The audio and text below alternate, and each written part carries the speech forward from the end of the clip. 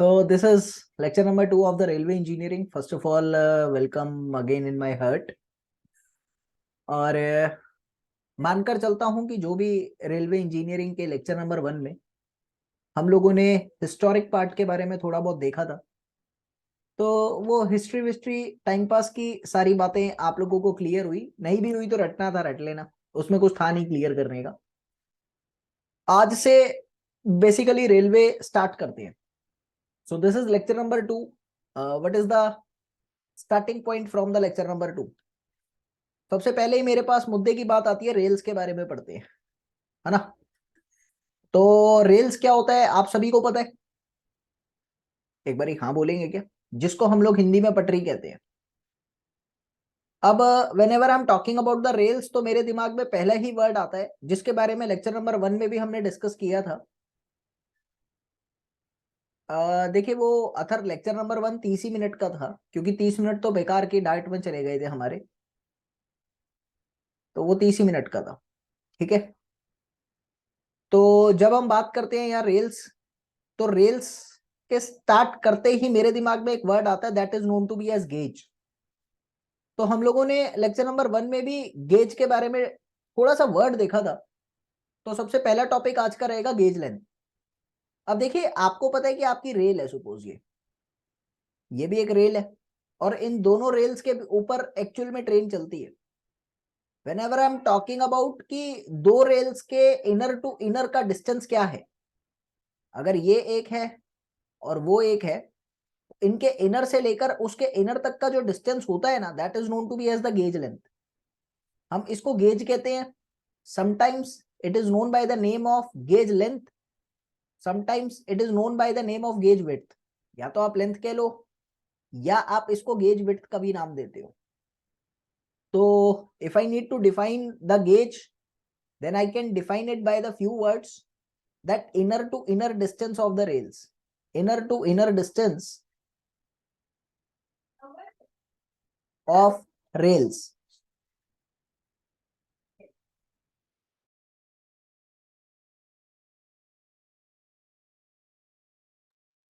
तो inner to inner distance है rails का, that is known to be as the gauge. Common सी बात है।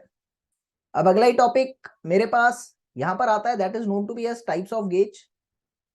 तो गेज जनरली हमारे पास 4 तरीके के होते हैं। पहला मेरे पास आता है, that is known to be as metre gauge, या मीटर से शुरू ना करके ब्रॉड से करते हैं। पहला मेरे पास आता है ब्रॉड गेज, दूसरा मेरे पास आता है मीटर गेज, तीसरा मेरे पास आता है स्टैंडर्ड गेज, और चौथा मेरे पास यहां पर आता है, that is known to be as the narrow gauge. अब ये गेज अपनी अपनी विड्थ के हिसाब से क्लासिफाइड है।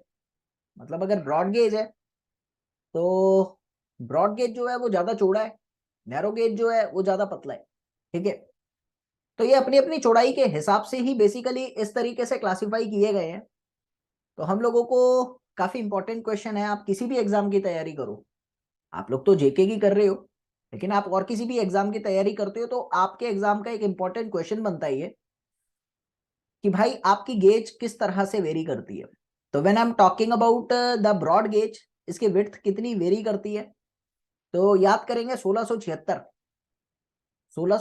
mm से लेकर 1524 mm के बीच में इसकी विड्थ वेरी करती है। मोस्टली केसेस में जो हम लोग विड्थ यूज करते हैं वो 1676 करते हैं, और ज्यादातर बुक्स में आप देखेंगे कि आपकी 1676 ही फेमस है, लेकिन 1524 से 1676 की इसकी रेंज होती है। ये चीज हम लोगों को याद रखनी है। When I am talking about the metre gauge, तो मीटर गेज का लेंथ मेरे पास आता है या तो 1000 mm होता है या 1067 mm। ये दो लेंथ में मीटर गेज प्रेजेंट रहते हैं।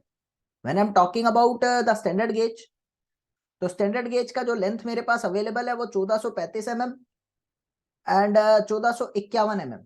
ये दो लेंथ में स्टैंडर्ड गेज अवेलेबल होते हैं मेरे। और जब मैं नैरो गेज की बात करता हूं तो ये बहुत ही कम होता है, 762 mm से 610 mm के बीच लाई करता है। बेसिकली दो ही साइज होते हैं, मैं आपको बताऊं, ये दो ही साइज होते हैं, इनके बीच की रेंज अवेलेबल नहीं है, ये दो ही होते हैं। तो अभी मेरे पास यहां पर बात आती है कि ये काफी इंपॉर्टेंट है आपके एग्जाम पॉइंट ऑफ व्यू से, सही में इसके बिहाफ पर क्वेश्चन पक्का बन सकता है। याद रखना है भाई, बहुत ज्यादा इंपॉर्टेंट है। एक टर्म और मैं यहां पर लिखवाना चाहूंगा, किसी स्टेट का एग्जाम था उसमें दिया गया था ये क्वेश्चन, वो भी लिखवा देता हूं कि जो आपका मीटर गेज है इसमें एक और वेरिएशन अवेलेबल रहता है। वो कौन सा वेरिएशन है? 915 mm का। तो 915 mm वेरिएशन भी अवेलेबल रहता है। ये 3 मीटर गेज में अवेलेबल होते हैं, ठीक है। तो याद रखेंगे, काफी इंपॉर्टेंट है। कुछ नोट करके बातें मैं आप लोगों के साथ डिस्कस करना चाहता हूं कि what is actually the requirement of the gauge. अब बात आती है यहां पर कि आप लोगों का, वैसे तो गेज का डिस्कशन मैं डिटेल में अभी करूंगा, लेकिन एक बात याद रखना कि जितना ज्यादा आप लोगों का गेज होगा ना भाई, उतनी ज्यादा आपकी वेलोसिटी ऑफ द ट्रेन हो सकती है। जितना बड़ा आपका गेज होगा उतनी तेजी के साथ आपकी ट्रेन उस पटरी पे से गुजर सकती है। ये डायरेक्ट मैं इसलिए लिखवा रहा हूं क्योंकि आने वाले टाइम पे इसको मैं अभी लेकर आऊंगा, ठीक है। तो मैं इस हिसाब से कह सकता हूं कि अगर मैं स्पीड देखना चाहता हूं तो सबसे ज्यादा आपकी ब्रॉड गेज की होगी, फिर आपकी स्टैंडर्ड गेज की होगी, फिर आपकी मीटर गेज की होगी, और फिर आपकी नैरो गेज की होगी। तो मैंने आप लोगों को कह दिया, अगर आपके पास कोई माउंटेनियस रेंज है, अगर आपके माउंटेनियस रेंज है, तो माउंटेनियस एरिया के अंदर कौन से वाला गेज यूज होना चाहिए आप लोगों के अकॉर्डिंग, ये बताओ।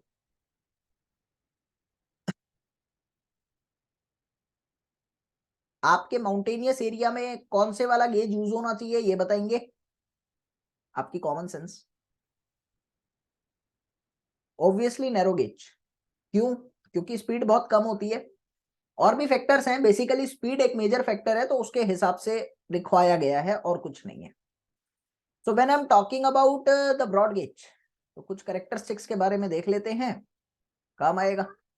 तो सबसे पहले बात आती है ब्रॉड गेज की। अभी ब्रॉड गेज क्या है? जिसकी विड्थ जो है वो 1676 mm के बीच वेरी करती है। फेमस यही है, ठीक है।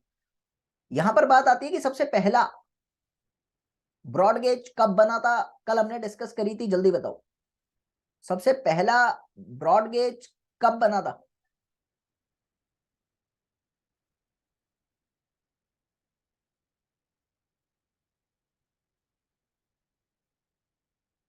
शिमला है?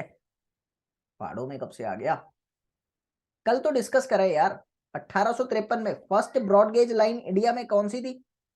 फर्स्ट बीजी लाइन 1853 में आई थी। और कौन सी आई थी? थाने वाली, बोरबंदर से थाना, बोरबंदर से Shivaji terminus, I think so इसका नाम था, एग्जैक्टली याद नहीं है। बोरबंदर से थाना, ये वाली लाइन जो थी ये ब्रॉड गेज पे आई थी। ब्रॉड गेज और कहां पर यूज कर सकते हैं? जो आपके क्रेन्स होते हैं ना पोर्ट्स में, आपने देखा होगा पोर्ट्स में जो क्रेन्स होती है, cranes use for cranes in ports. समुद्री एरिया में जो क्रेन वो कंटेनर उठाती है ना, तो उनके लिए भी हम ब्रॉड गेज का यूज करते हैं। ये चीज आपको याद रखना। बेस्ट स्टेबिलिटी कौन सी की होगी? ऑब्वियसली आप लोगों की बेस्ट स्टेबिलिटी ब्रॉड गेज की होगी। क्यों? क्योंकि विड्थ ज्यादा है। विड्थ ज्यादा होने की वजह से स्टेबिलिटी ज्यादा है, और कुछ नहीं है। चले, अभी बात आती है यहां पर स्टैंडर्ड गेज की। When I am talking about the standard gauge, तो स्टैंडर्ड गेज का मेजर आता है कि यूज कहां पर होता है। भाई विड्थ तो ऑलरेडी अपन डिस्कस कर चुके हैं यहां पर, तो यूज की बात करेंगे। कहां पर स्टैंडर्ड गेज बेसिकली आप लोगों का यूज होता है? तो क्या आप लोग बता सकते हैं? क्या आप लोग बता सकते हैं? हाँ, दिल्ली मेट्रो, बहुत बढ़िया। तो सबसे पहले तो मेट्रो में, मेट्रो के साथ दिमाग में आना चाहिए मोनोरेल। मोनोरेल में भी यूज होता है, या ट्रॉली जो आप लोगों की चलती है, उनमें आप लोगों का स्टैंडर्ड गेज यूज होता है। क्लियर है? अभी कौन कौन सी मेट्रो है जो मेरे स्टैंडर्ड गेज पे चल रही है? क्या आप वैसे बता सकते हैं नॉर्मली? कौन कौन सी मेट्रो है जो स्टैंडर्ड गेज पे चल रही है? दिल्ली मेट्रो, और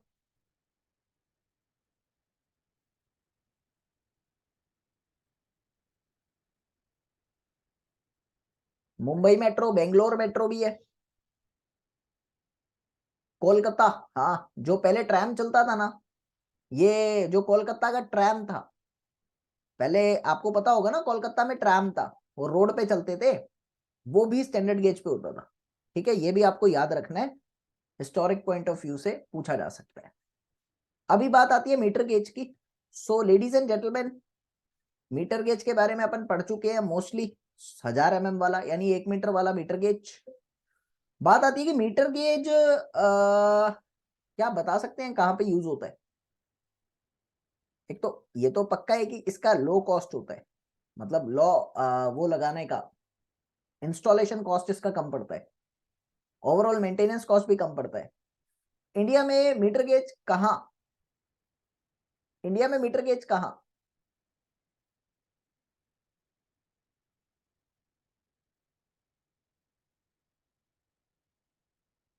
अभी अभी करंटली हम लोग इंडिया में मीटर गेज यूज कर रहे हैं?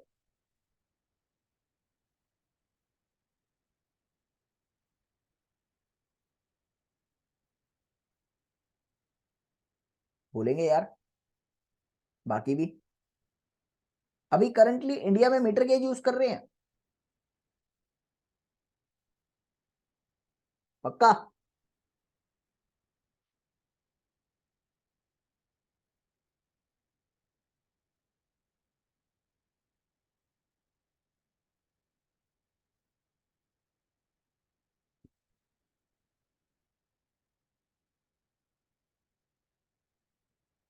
करंटली इंडिया में मीटर गेज यूज नहीं कर रहे, ठीक है, तो उसके बारे में कोई बात नहीं। इससे पहले मीटर गेज कहाँ यूज हो रहा था ये बताओ? इंडिया के अंदर जो मीटर गेज था, मेरी ख्याल में 2004 तक तो यूज था। तो वो कहाँ था, कौन सी जगह पर था, क्या आप बता सकते हैं? अप टू 2004 तक, जहां तक मुझे याद है 2004 तक तो मीटर गेज था। तो वो कौन सी जगह पर था? कोई 2-3 जगह बताओ यार। एक मैं बता दूं, अजमेर बहुत फेमस है। तो अजमेर से मारवाड़ ट्रेन जाती थी, वो मीटर गेज पे चलता था। एक और आप बता दो।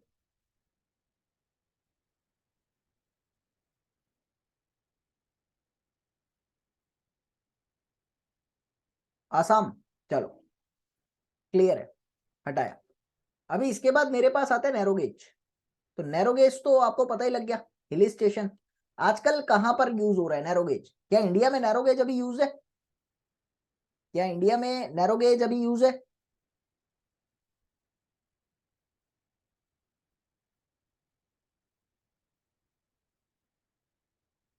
कहां पर? हाँ, और कहीं भी है क्या? इंडिया में वो शिमला में ट्रेन चलती है ना, टॉय ट्रेन कहते हैं उसको, टॉय ट्रेन कहते हैं आई थिंक सो। तो वो आप लोगों की अभी भी नैरो गेज पे काम कर रही है, ठीक है। तो नैरो गेज फेमस है 762 mm के लिए। कहां पे यूज हो रहा है अभी ये? शिमला। तो जो शिमला में ट्रेन चलती है वो टॉय ट्रेन यही है। और कहां पर? दार्जिलिंग। हाँ, दार्जिलिंग। तो दार्जिलिंग को तो वर्ल्ड हेरिटेज साइट डिक्लेयर कर दिया गया है यूनेस्को द्वारा। तो चलता है दार्जिलिंग को world heritage site declared by UNESCO. कौन से ईयर में बताओ? कौन से ईयर में आपके दार्जिलिंग को वर्ल्ड हेरिटेज साइट बनाया गया? 1999? अरे नहीं, इतना पुराना थोड़ी है यार।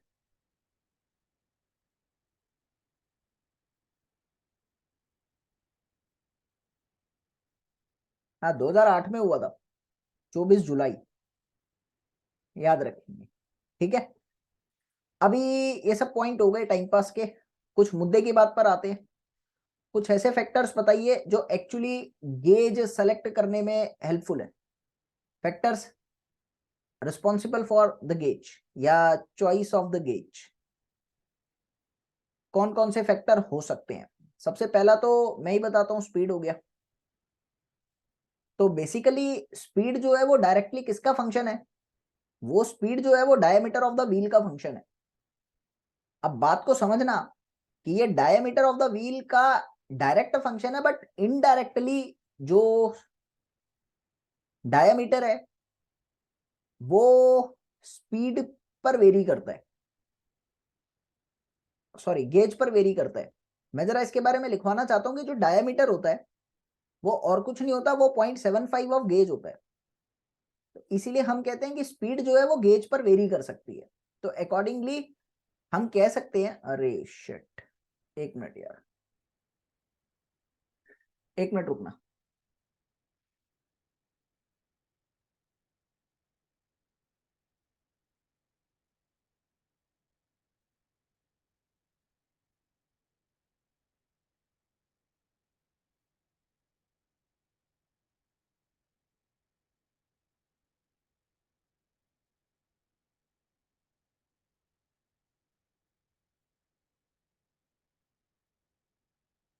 भाई तुम क्या क्या ध्यान रखते हो यार। वो कह रहे कल भी इसी टाइम चीट हुआ था।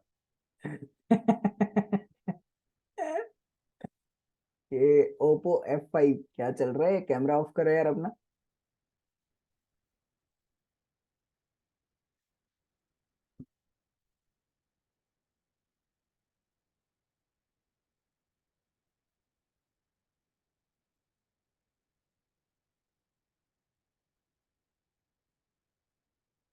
ओके, तो पहला तो यही क्लियर हुआ। अभी विजिबल है ना आप लोगों को? कमेंट करना प्रॉपरली है ना?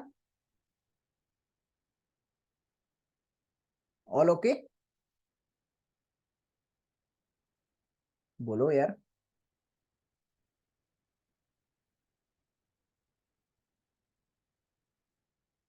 अरे बोलिए, दिख रहा है ना? हाँ, चलो। हम्म, तो मैं ये बात डायरेक्टली ऐसा लिख सकता हूँ कि स्पीड जो है वो आपके गेज पर पूरी पूरी वेरी करती है। तो ऐसा लिख सकता हूँ प्रोपोर्शनल टू गेज। उसी के हिसाब से एक्चुअल में मैंने वो पहले लिखवाया था कि आपकी जो स्पीड है वो ब्रॉड गेज के लिए मैक्सिमम, फिर स्टैंडर्ड गेज आएगा, फिर मीटर गेज आएगा और फिर नैरो गेज आएगा। क्लियर है?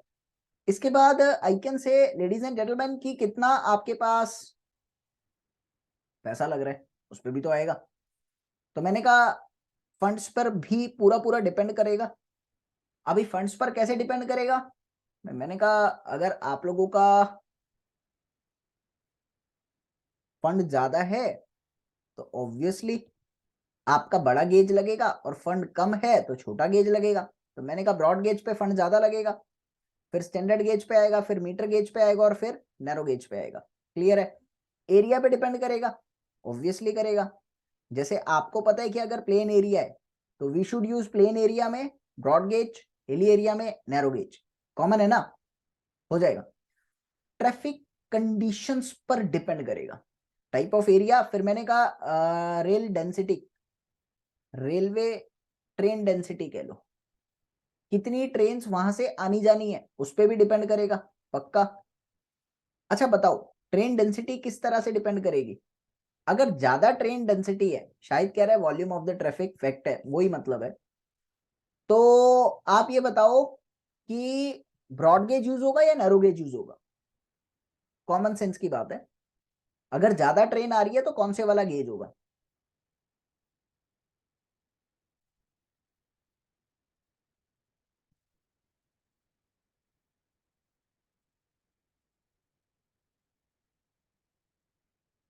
ज्यादा ट्रेन आ रही है तो obviously we should use broad gauge. तो train density is proportional to the gauge, ऐसा लिख सकता हूं। ये फैक्टर्स पे आप लोगों का डिपेंड करेगा गेज का चॉइस। क्लियर है ये छोटी सी बात? नाउ माय डियर स्टूडेंट, अभी डिस्कस कर लेते हैं कि हर गेज का, ये लाइन मिटाएंगे क्या Babar?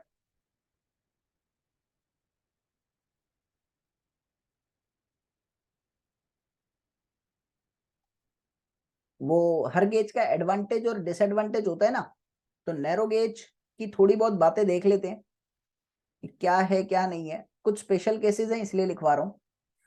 First of all you need to tell कि नैरो गेज जो है वो, मतलब यार कहाँ यूज होता है? तो कर लिया ना हमने, हटाओ इसको। इसके बारे में कुछ बन नहीं पा रहा दिमाग में मेरे, तो मैं लिखवा नहीं पा रहा, सही बात तो ये है। आगे देखते हैं। अब बात आती है यहां पर कि क्रॉस सेक्शन ऑफ रेलवे क्या है, ये एक्चुअली इंपॉर्टेंट है। क्रॉस सेक्शन ऑफ रेलवे, तो we call it as the permanent way also. अभी परमानेंट वे क्या होता है, हाईवे इंजीनियरिंग में हम लोगों ने पढ़ा था width of formation, right of way, permanent way हमने वहां भी पढ़ा था। तो मैं ये बात लिख सकता हूं, अगर मैं रेलवे की पटरी के उस सिस्टम को देखता हूं तो मुझे सबसे पहले समझ में आती है यहां पर कि मेरी नेचुरल ग्राउंड है। उस नेचुरल ग्राउंड के ऊपर मेरी होती है मिट्टी, जिसको हम लोग सबग्रेड या एम्बैंकमेंट का भी नाम देते हैं। उस नेचुरल ग्राउंड के ऊपर मेरे पास होते हैं बेलास्ट। ये रोड़ी पत्थर आपने देखे होंगे, वो एक्चुअल में बेलास्ट हैं। उस बेलास्ट के ऊपर आप लोगों का लगा होता है स्लीपर। आपने देखा होगा, अभी मैं एक पिक्चर दिखा भी देता हूं। इस तरह की मान लीजिए आपकी पटरी है, तो पटरियों के नीचे इस तरह के सिस्टम लगाए हुए होते हैं। तो ये तो आप लोगों की है रेल, और ये है आपके स्लीपर, कॉमन है। तो बेसिकली एक एक करके फंक्शन भी देखेंगे, उसके ऊपर लगी होती है आपकी रेल।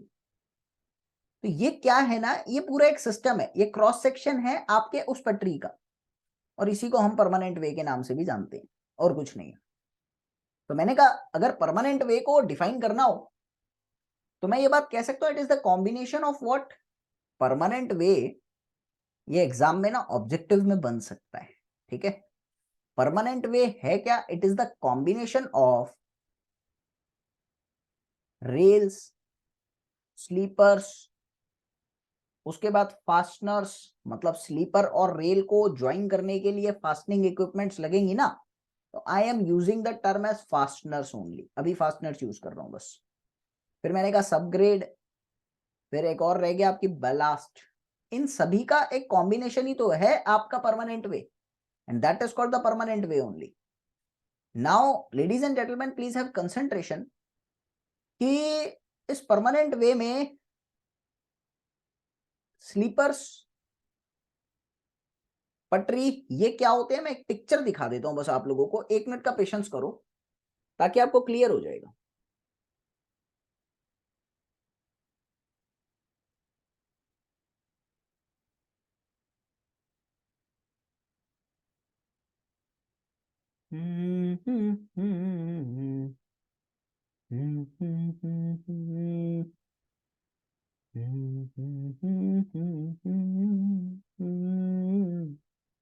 ये मैंने गूगल से कॉपी ली है एक, दिख रहा होगा प्रॉपर, ये पटरी है, इनको कहते हैं रेल्स, ये स्लीपर है, उसके नीचे रोड़ी पत्थर है, और उसके नीचे आप देख रहे हैं that is known to be a subgrade, जिसको इन्होंने फॉर्मेशन लिखा है। क्लियर है। अब बात आती है इनके फंक्शंस की, ये काम क्या क्या करते हैं। देखो भाई, रेल का काम तो आप सबको पता है, पक्का पता है। तो मैंने कहा जब ट्रेन आई तो ट्रेन आने के बाद आपके इस पटरी पर डायरेक्ट लोड आया, इस पटरी पर डायरेक्ट लोड आया। अब ये डायरेक्ट लोड स्लीपर की मदद से क्या हो रहा है, it is actually distributing into the greater area. Sleeper ने आपके डायरेक्ट लोड को ग्रेटर एरिया में डिस्ट्रीब्यूट कर दिया। फिर स्लीपर के नीचे लगे हुए बेलास्ट, बेलास्ट क्या कर रहे हैं ना, ध्यान से देखना। अगर आप मेरे इस फंक्शन को समझ रहे हो तो मैं एग्जैक्ट वर्ड नहीं बोल रहा, बट हाँ बहुत अच्छा वर्ड बोल रहा हूं जिससे आपको सब समझ में आ जाएगा। ये आपको पता लगा कि load applied to the railway, load applied to rails, और रेल्स के बाद आपका लोड जो है वो ट्रांसफर टू स्लीपर हुआ। स्लीपर में क्या हुआ ना, स्लीपर में आपका लोड जो है वो जस्ट डिस्ट्रीब्यूट हुआ है, टू डिस्ट्रीब्यूट, सिर्फ डिस्ट्रीब्यूट हुआ है।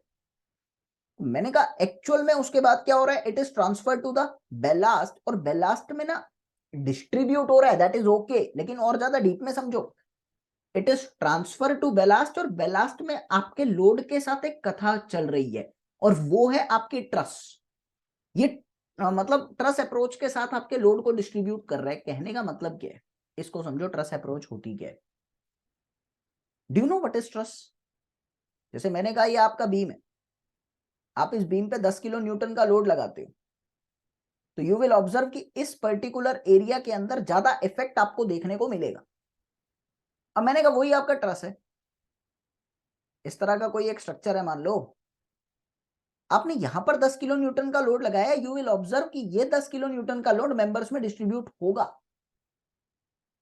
और इसका जो 10 किलो न्यूटन का इफेक्ट है इस पॉइंट पे तो आएगा ही नहीं, ये पूरा फैल जाएगा। और actually due to this distribution of the load इस स्ट्रक्चर की लोड कैरिंग कैपेसिटी बढ़ती है, इसको हम लोग कहते हैं ट्रस। अब ट्रस में हो क्या रहा है, आपके लोड को तोड़ा जा रहा है। एक्चुअली अगर मैं समझ के चल रहा हूं तो लोड को तोड़ा जा रहा है, रेल से स्लीपर में सिर्फ इसलिए आया कि आपका लोड डिस्ट्रीब्यूट हो सके। क्यों? एक जगह पर जब भी लोड आएगा वो टूट नहीं सकता, वो एक्चुअली कंसंट्रेटेड है। डिस्ट्रीब्यूट हुआ, इफेक्ट कम हुआ, बेलास्ट में गया, टूट गया। लोड जब टूटता है तो आसानी से झेला जा सकता है, छोटे छोटे लोड तो आराम से झेल लेंगे यार। Are you getting? पक्का? तो ये चीज आपको क्लियर होनी चाहिए। तो मैंने आप लोगों को क्या कहा, मैंने आपको कहा कि बेलास्ट में लाने का सिर्फ एक ही फंक्शन था कि आपके लोड को तोड़ा जा सके छोटे छोटे पार्ट्स में, जिसको हम ट्रस अप्रोच के नाम से जान रहे हैं। ये एग्जैक्ट शब्द नहीं है, किसी बुक में नहीं है ये, तो मैंने समझाने के लिए बोला। फिर उसके बाद सारा लोड आपके सबग्रेड पे जाता है, सबग्रेड के बाद तो मिट्टी मतलब जमीन ही है और कुछ नहीं है। तो ये एक्चुअल सारा खेल चल रहा है आप लोगों का, बेलास्ट का, स्लीपर का, ये सारी चीजें आपको समझ में आनी चाहिए। क्लियर है मेरी बात? तो स्लीपर का क्या काम है? स्लीपर का काम रेल को सपोर्ट करना भी है भाई, रेल को अपनी ओरिएंटेशन में मेंटेन करके रखने वाला स्लीपर ही तो है, उसके अलावा तो पॉसिबल ही नहीं है। तो स्लीपर का एक और काम भी है रेल को सपोर्ट करके रखना, और स्लीपर का एक और काम भी है लोड को डिस्ट्रीब्यूट करना। समझ में आ रही है? ये क्लियर होनी चाहिए भाई। तो अब स्टार्ट करते हैं। ये तो सब कुछ आपको क्लियर ही हो गया जो जो मैंने बोला, उसमें तो डाउट नहीं है। एक बार यस कर दोगे क्या जल्दी से? एक बार यस कर दोगे क्या?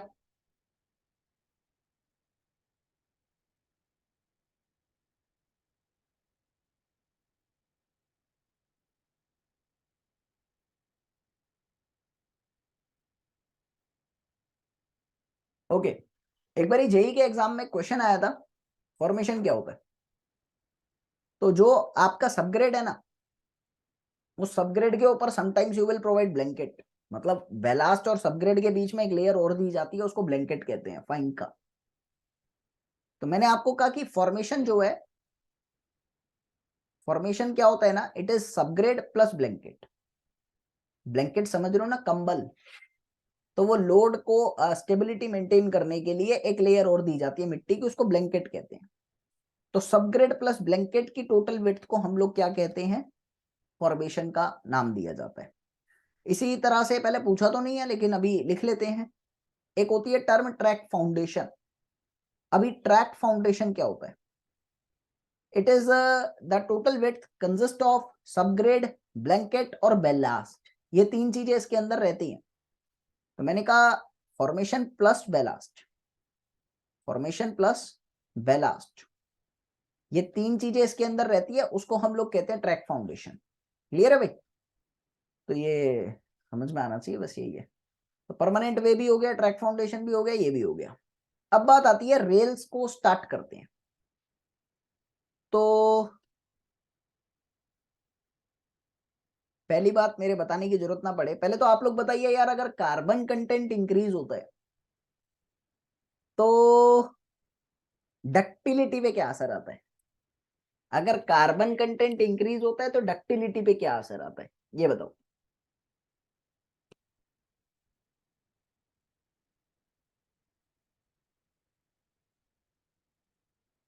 बोलेंगे डिक्रीज? पक्का? चलो बहुत बढ़िया। अगर कार्बन कंटेंट इंक्रीज होता है तो डक्टिलिटी डिक्रीज होती है, तो स्ट्रेंथ इंक्रीज होगी ना, पक्की बात है। अब रेल में तो बहुत ताकत चाहिए ना, रेल में तो बहुत ताकत चाहिए, तो मैंने कहा पहले ही पॉइंट लिख दूं, high carbon steel. Obviously doubt तो नहीं है ना, अच्छे से डाउट नहीं होना चाहिए। तो कई बार ना लोग भूल जाते हैं भाई, भूलने में तो कोई दिक्कत नहीं है, भूल जाते हैं। तो मैंने कहा इसको याद करने का तरीका क्या हो सकता है ना, सी डी। अभी सी इंक्रीज हो रहा है तो डी डिक्रीज होना चाहिए, बस। तो C for carbon, D for ductility हो गया। ऐसे मतलब मेरी ट्रिक कोई ट्रिक नहीं होती है, लेकिन हाँ भूलने में नहीं आएगी अब आपको, अब आप हमेशा याद रखोगे इसको। और जो बात पहली बार में याद हो जाए ना, उसी को बताने का फायदा है। जैसे गाना है मैं नहीं तो कौन बे, सुना है ना? तो, सुना कि नहीं सुना? मैं नहीं तो कौन बे। अरे वो सृष्टि रैपर, आई थिंक सो नाम उसका। मुझे और कुछ नहीं पता उसके बारे में। मुझे बस ये लाइन पता है। ऐसे ही एक है MC स्क्वायर, तो उसका एक गाना है तू ले ले मेरी रोम रोम ऐसा करके। भाई पूरे गाने में मुझे कुछ नहीं समझ आता, लेकिन ये वाले वर्ड मैं कभी भूल नहीं पाता। तो गाना तो उसका वही अच्छा है ना, जो पहली बार में याद हो जाए, ऑब्वियसली, जब तो हिट है। ऐसे ही अब तुम इसको भी नहीं भूलोगे। इसी को ट्रिक कहते हैं। चलो, है कौन इधर, हाँ हाँ। सही है भाई साहब, वो भी ऐसे। तो अभी बात आती है यहाँ पर कि रेल्स हाई कार्बन स्टील की बनी होगी, कॉमन सेंस की बात है। एक्चुअली में 3 तरह की रेल होती है, देखेंगे अभी। 3 टाइप्स की होती है, उनके बारे में डिस्कस बाद में करेंगे, अभी मैं नाम लिखवा रहा हूँ। कौन कौन सी? एक होती है आप लोगों की डबल हेडेड, इंडिया में यूज नहीं करी जा रही। दूसरी होती है आप लोगों के पास बुल हेडेड। तीसरी आप लोगों के पास फ्लैट फुटेड। इंडिया में सबसे ज्यादा यूज कौन सी करी जा रही है? मोस्टली यूज फ्लैट फुटेड है, ठीक है, मतलब हर जगह ही इंडिया में यही है, फ्लैट फुटेड। तो अभी बात आती है यहां पर कि भाई रेल्स का ना मेजर पार्ट जो आता है, जो मुझे इंपॉर्टेंट लगता है, वो होता है रेल के सेक्शन। एक्चुअल में इसको पहले समझा दूं कि इसमें है क्या। रेल का सेक्शन डिनोट किया जाता है किसी भी पर्टिकुलर नंबर के साथ। अब ये नंबर x है, तो x क्या है ना, एक्स आर का मतलब, जैसे एक्स आर क्या है, 20R, 30R, 55R, 45R। Number हो सकता है, x can be any number. तो रेल पर मीटर लेंथ इन इतना केजी, ये चीज समझना। जो रेल सेक्शन है पर मीटर लेंथ का, उसका वजन कितना है, इज x केजी। इसका मतलब है ये, मेरी बात समझ आ रही है? 1 मीटर लेंथ का वजन कितना है, वो x केजी है, उसको रेल सेक्शन कहते हैं। तो when I am talking about the broad gauge, उसका रेंज कितना होता है, क्या आप लोगों को पता है? When I am talking about the broad gauge, तो ब्रॉड गेज में यूज होने वाली जो रेल होती है आप लोगों की, वो कितनी वेरी करती है आपकी? दैट इज 55R, 45R और 35R, 3 रेंज अवेलेबल है। अब देखिए, मैं डिफाइन तो नहीं करूँ ना इनको, इनका मतलब तो आप समझ रहे हो कि 1 मीटर में 55 किलो, 1 मीटर में 45 किलो, 1 मीटर रेल लेंथ में 35 किलो, याद रखिए, ठीक है। कैमरा किसने ऑन कर रखा है? अगर हो सके तो यार एक कैमरा ऑफ कर लो, थोड़ा डिस्टरबेंस होता है। उसके बाद मीटर गेज, क्या आप लोग बता सकते हैं?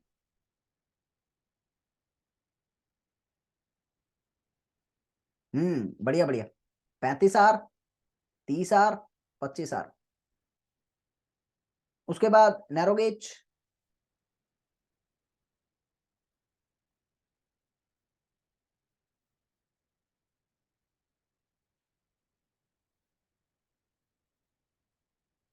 ठीक है, 25R।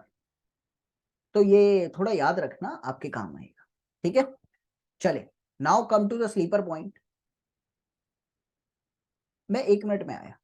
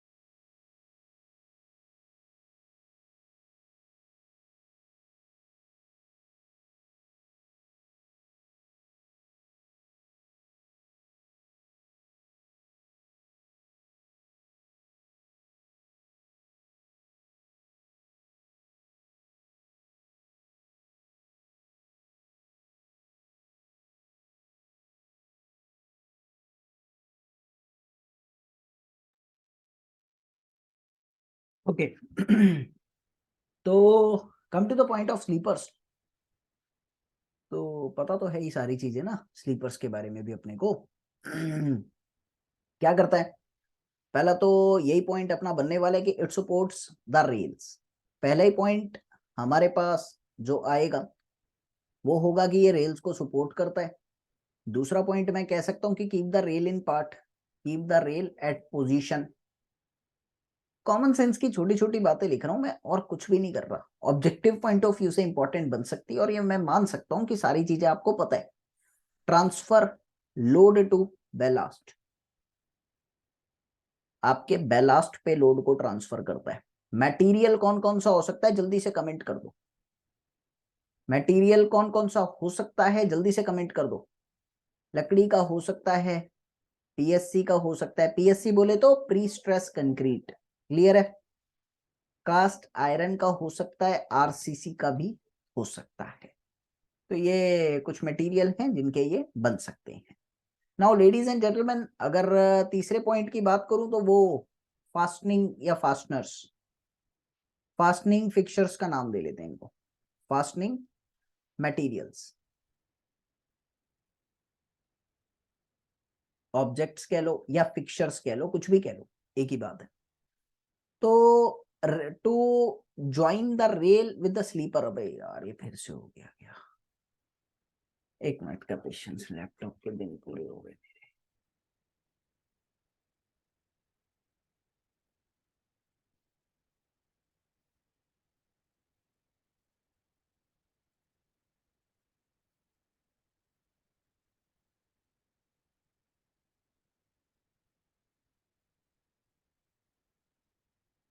हाँ भाई,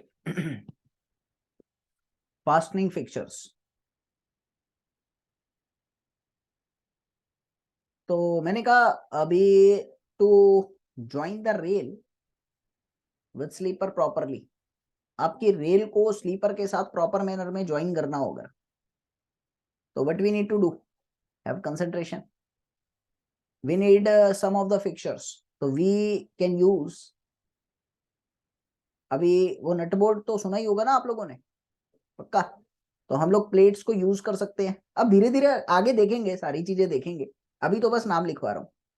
बोल्ट को यूज कर सकते हैं, we can use the fish plates, we can use the keys, we can use, और क्या क्या यूज कर सकते हैं, blocks, we can use the chairs.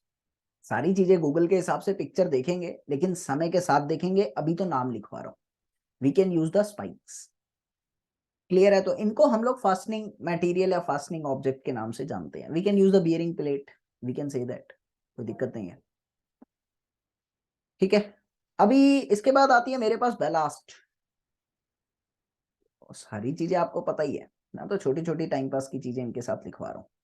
Ballast होता क्या है पहले ये बताओ, बैलास्ट होता क्या है पहले ये बताओ।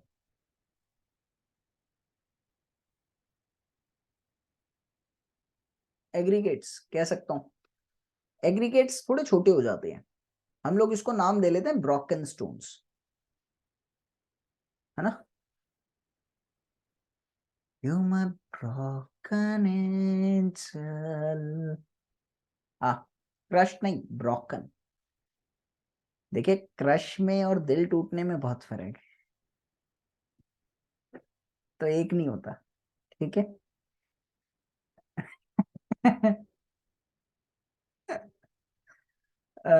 चले, एक एक मेजर फंक्शन है कि it distribute the load to the subgrade, obviously it distribute the load to subgrade,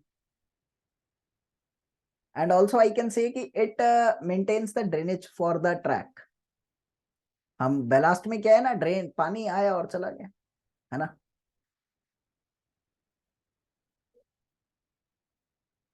मैंने कहा ड्रेनेज फॉर द ट्रैक्स रहेगा, क्लियर है। चल, अभी इसके बाद मेरे पास रहता है सबग्रेड का, वो सबग्रेड तो वो लिखवाने की जरूरत तो नहीं है, एक बारी जल्दी से यस कर दो। सबग्रेड क्लियर है।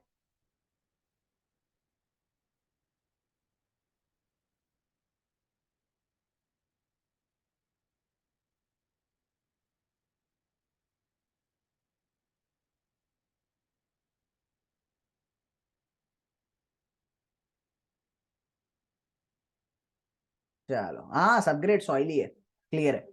अभी क्वेश्चन है वो साइज कितना होता है, नोट या क्वेश्चन ही कह लो ना, साइज ऑफ द बेलास्ट कितना होता है, जल्दी बताओ, साइज ऑफ बेलास्ट कितना होता है?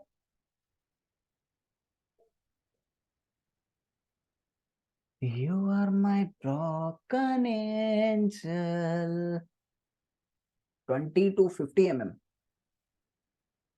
50-50 दोनों में ज्यादा क्यों बोल रहे हैं?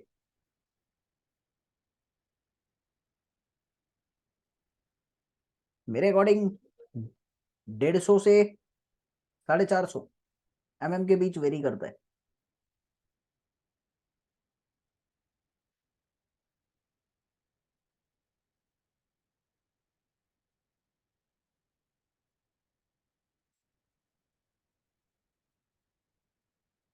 यही है बेला शोल्डर, ये क्वेश्चन था एग्जाम का, क्वेश्चन ये था बेला शोल्डर।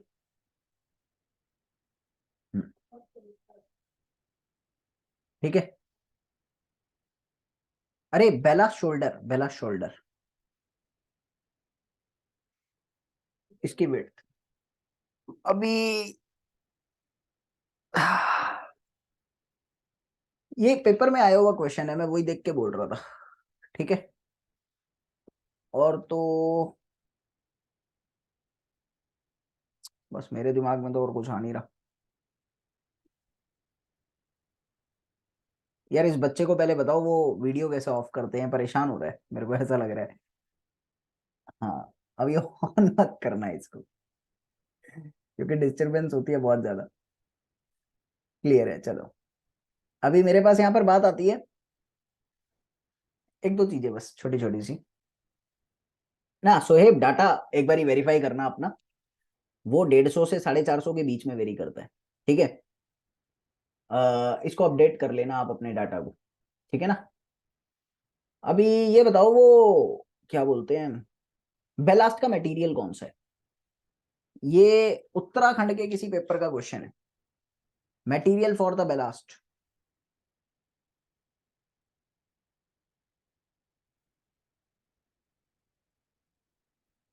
मुरम, अरे मुरम से बेलास्ट थोड़ी बना रहे हैं हम, वो पुराने जमाने की बातें हैं, अभी बेलास्ट मतलब बड़े वाले पत्थर, उनका material gravel is not the material. So gravel तो वो हो गया ना, तो टुकड़े हो गए। क्या कर रहे हो तुम लोग? मैंने कहा मटेरियल, मटेरियल का मतलब जैसे मार्बल हो गया, सैंडस्टोन, लाइमस्टोन, ये सब तो स्टोन्स में पड़े होंगे ना बीएमसी में आप लोगों ने। कंकड़ तो यार वो होते हैं जो खाने में आते हैं छोटे छोटे से, आप समझ ही नहीं रहे। मटेरियल पूछ रहा हूं मैं, आप मुझे टाइप्स बता रहे हो, मैं मटेरियल पूछ रहा हूं, मतलब किस मटेरियल के होते हैं। जैसे मैं एक मटेरियल बता देता हूँ, ग्रेनाइट, एक मैं बता रहा हूँ ग्रेनाइट, अब तुमको समझ में आ गया, इस तरह से बताओ। मैं ही बता देता हूँ, क्वार्ट्जाइट, या एक होता है हार्ड ट्रैप, अगर आप लोगों ने सुना हो तो इन इन मटेरियल्स के बेलास्ट बन सकते हैं। ये उत्तराखंड के किसी एग्जाम का क्वेश्चन था। ठीक है, तो बस यही था। अभी तो आगे चलते हैं फिर। नाउ लेडीज एंड जेंटलमैन, अगर मैं आप लोगों को कहता हूं मुझे आपको 8 पॉइंट बताने हैं गुड परमानेंट वे की रिक्वायरमेंट, क्यों क्या कैसे, मतलब एक गुड परमानेंट वे के लिए कौन कौन सी रिक्वायरमेंट होनी चाहिए, 8 पॉइंट बताओ भाई, जल्दी से।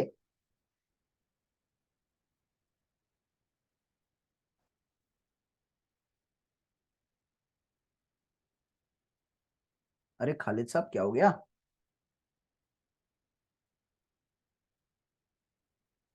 ये अचानक से इसको क्या हो गया? Permanent way should be semi elastic in nature, yes we can say that, पहला हो गया सेमी इलास्टिक। ठीक है, और बोलो। मैं ये कह सकता हूं कि अगर ग्रेडियंट दे रहे हैं तो वो ग्रेडियंट कैसा होना चाहिए, सडन नहीं होना चाहिए, यूनिफॉर्म होना चाहिए, पक्का होना चाहिए। मैं ये कह सकता हूँ लेवल ग्राउंड पे, लेवल ग्राउंड पे आपकी रेल्स सेम लेवल पे होनी चाहिए, रेल्स सेम लेवल पे होनी चाहिए। और अगर कर्व है मेरे पास, अगर कर्व है तो उस केस में बाहर वाला जो होता है ना भाई, वो ज्यादा होना चाहिए। अगर मेरे पास कर्व कोई ग्राउंड है तो आउटर रेल्स थोड़ी हाई होती है, outer rail is super elevated. क्यों, क्या, कैसे, सब पता है ना, हाईवे इंजीनियरिंग में सारी चीजें देखकर आए हैं हम लोग। तो ये प्रॉपर अमाउंट के साथ होना चाहिए, should be in proper amount. ये बातें क्लियर रहनी चाहिए आप सभी को, ये एक प्रॉपर अमाउंट में होना चाहिए। क्लियर है जनाब? उसके बाद मैं ये भी कह सकता हूं यहां पर कि आपका ट्रैक पे ट्रैक्टिव रेजिस्टेंस क्या होनी चाहिए, मिनिमम की maximum. Tractive resistance, traction force, ऐसे लिख लो ना इसको, ट्रैक्शन फोर्स कितना होना चाहिए, मिनिमम की मैक्सिमम। बहुत बढ़िया, मिनिमम। कॉमन सेंस की बात है, सब टाइम पास चल रहा है, ठीक है। उसके बाद मैं ये कह सकता हूं कि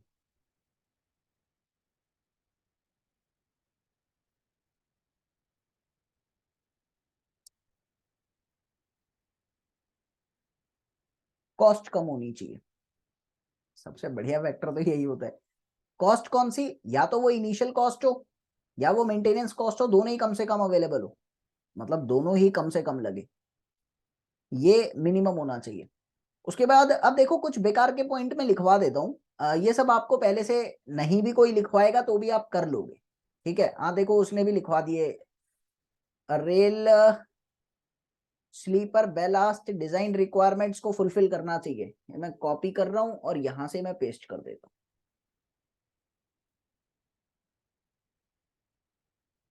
एक मिनट,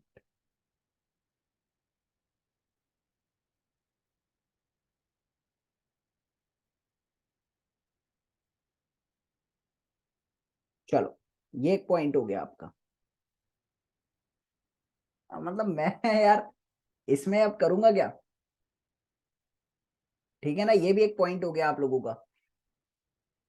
मतलब सारी चीजें प्रॉपर अपनी रिक्वायरमेंट्स को फुलफिल करे, ठीक है। प्रॉपर रिक्वायरमेंट का मतलब जो भी डिजाइन रिक्वायरमेंट है उनको। अभी rail should be of sufficiently good material, या मैं ऐसा लिख सकता हूँ कि जो आपकी ट्रैक है वो स्ट्रांग होनी चाहिए, ट्रैक शुड बी स्ट्रांग। अभी बेकार बेकार के पॉइंट लिखवा रहा हूं मैं, आप यस कर दो तो मैं इसको छोड़ ही दूं, क्योंकि ये सब लिखवाने के लिए थोड़ी मजा आता है। तो आप में इतनी कॉमन सेंस है कि आप खुद से कर सकते हो ये सब बातें। ये एक अच्छा पॉइंट है कि बहुत ज्यादा रेल ज्वाइंट ना हो, excessive rail joint, excessive rail joints should not be there, excessive rail joints should not present। बहुत ज्यादा रेल ज्वाइंट ना हो, नहीं तो दिक्कत आ सकती है ना, क्योंकि ज्यादा जोड़ एक तरफ से टूट सकता है, कॉमन सेंस की बात है ना। तो बहुत ज्यादा रेल ज्वाइंट ना हो, ये एक अच्छा पॉइंट मैं मान सकता हूं। बस यहां तक क्लियर था। अब मेरे पास यहां पर बात आती है कि, और करवा दूं ना, कर लो कर लो, अभी हो सकता है। वो जो मैंने आप लोगों को लिखवाया था टाइप्स ऑफ रेल्स, तो उसी में सबसे पहला मेरे पास आता है डबल हेडेड। नाउ पिक्चर एक बारी मैं दिखा देता हूं बस आप लोगों को, सिर्फ पिक्चर देखनी है और कुछ भी नहीं करना, 1 मिनट का पेशेंस करो बस।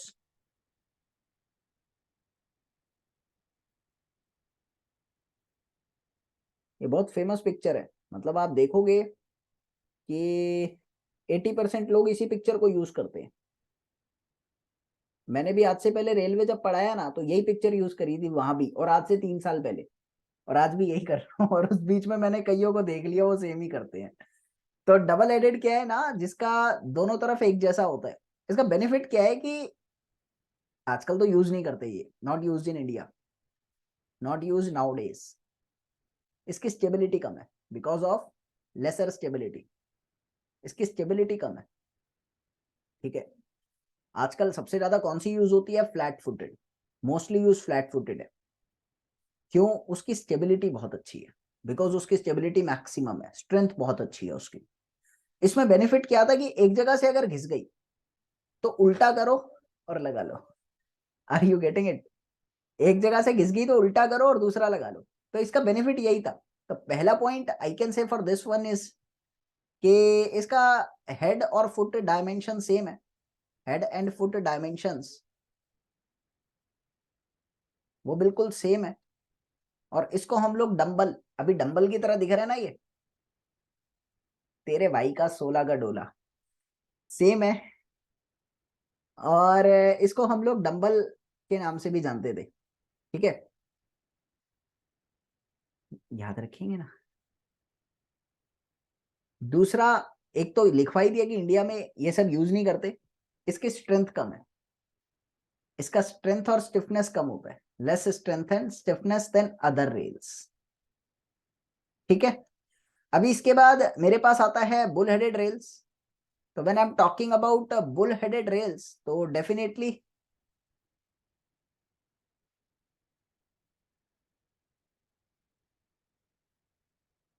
पिक्चर आप लोगों को दिख चुकी है।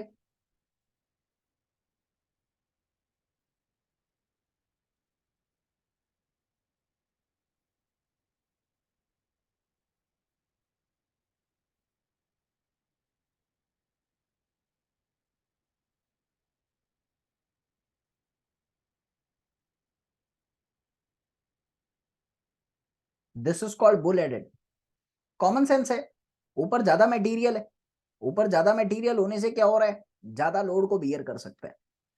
तो उसकी डिसएडवांटेज को देखते हुए इसको एडवांटेजेस बनाया गया। और कॉमन सेंस इंजीनियरिंग यही लग रही है, इससे ज्यादा तो मुझे नहीं लगता आपको जानने की भी कोई जरूरत है। तो यही है कि इसके हेड में मटेरियल ज्यादा होता है as compare to the foot. So बहुत ज्यादा वियर टियर होने के बाद भी स्ट्रेस को झेल सकता है। तो मैंने कहा material in the head is, material in head greater than foot, greater than foot. So I can say bearing capacity increases, bearing capacity increases। देखिए, मैं नहीं चाहता कि आप लोग बिल्कुल शब्द रटे, आप अपनी कॉमन सेंस से कर सकते हो। ठीक है ना। तो जो फुट होता है, foot is design for, foot is design for sufficient stiffness and, foot is design for sufficient stiffness. आपका फुट जो है वो सफिशिएंट स्टिफनेस एंड स्ट्रेंथ के लिए डिजाइन किया जाता है। अभी इंडिया में कहां पर यूज होती है, इसका यूज कहां पर होता है? पॉइंट्स एंड क्रॉसिंग बनाने के लिए, मेकिंग पॉइंट्स एंड क्रॉसिंग्स, बस। क्लियर है? छोटी सी बात पता होनी चाहिए बस, और कुछ नहीं है। चलो, अभी तीसरा आपके पास आता है फ्लैट फुटेड। फिर इसके एडवांटेज डिसएडवांटेज भी लिखवाऊं क्या? बहुत ज्यादा हो जाता है। बुल हेडेड के एडवांटेज लिखवाऊं क्या? अरे बोलो जल्दी।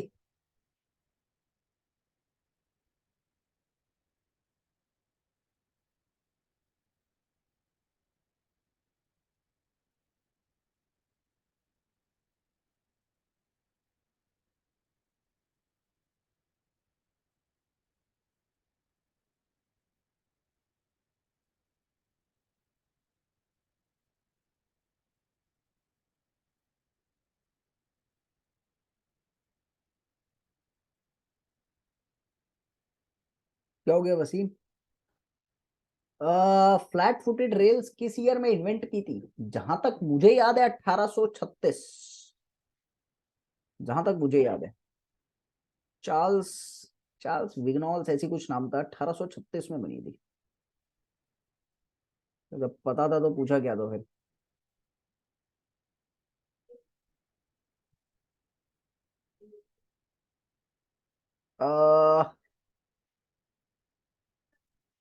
फिर डायमेंशंस नहीं याद करने? तस्वीर पागल है क्या? जीवन खराब नहीं करना। ऐसे थोड़ी होता है कि तुम डायमेंशन याद करोगे अब। ये सब नहीं। लिख लो यार, अब फ्लैट फुटेड खत्म कर लेते हैं, एडवांटेज डिसएडवांटेज कल दिखा दूंगा। फ्लैट फुटेड लिख लेते हैं। तो देखो, फ्लैट फुटेड का ना, I will say maximum stiffness and strength. India के अंदर 90% यही है, maximum stiffness and strength. Common सी बात है। उसके बाद my dear student, I need to tell you the main point कि 90% ऑफ द रेलवे ट्रैक पूरे वर्ल्ड में फ्लैट फुटेड ही है। 90% of the world railway track, world track is flat footed, FF।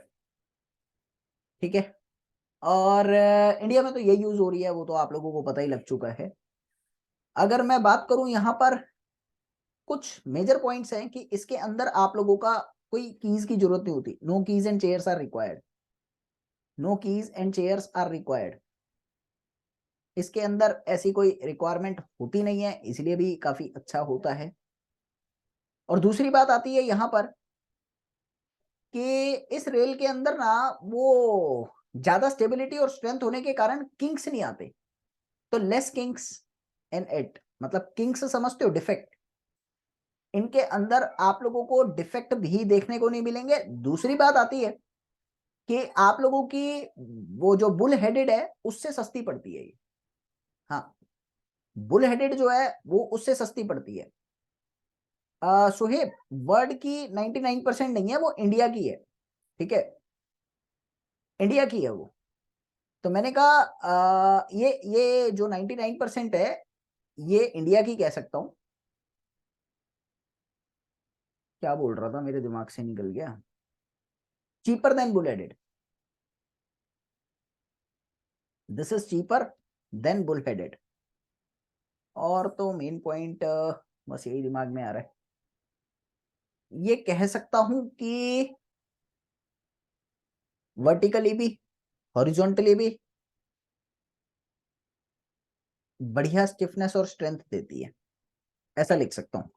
मतलब लेटरली और वर्टिकली अच्छा stiffer prove करती है, proves to be good stiffer, proves to be good stiffer in lateral and क्या था, वर्टिकल डायरेक्शन। बस इससे ज्यादा की जरूरत नहीं है। ठीक है,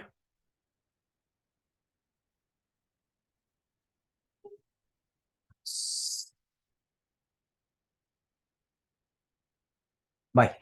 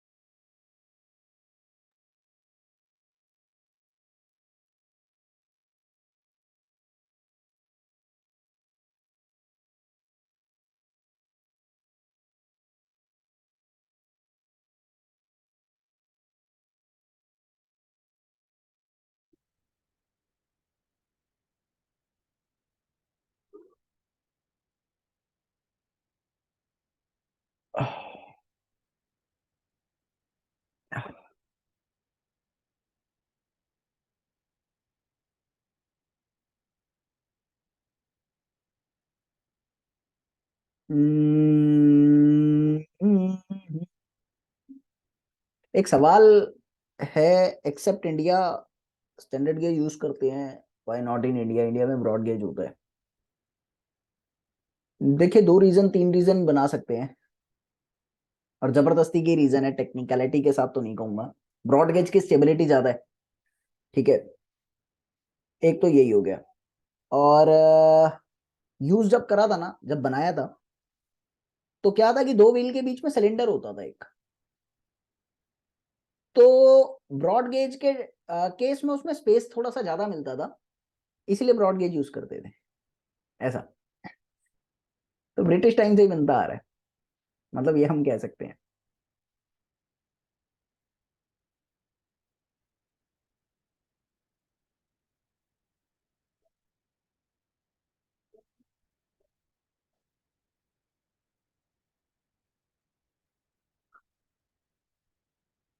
यार टेक्निकल रीजन, लेटरल स्टेबिलिटी, मतलब टेक्निकल तो यही है, और तो कुछ दिमाग में नहीं आ रहा।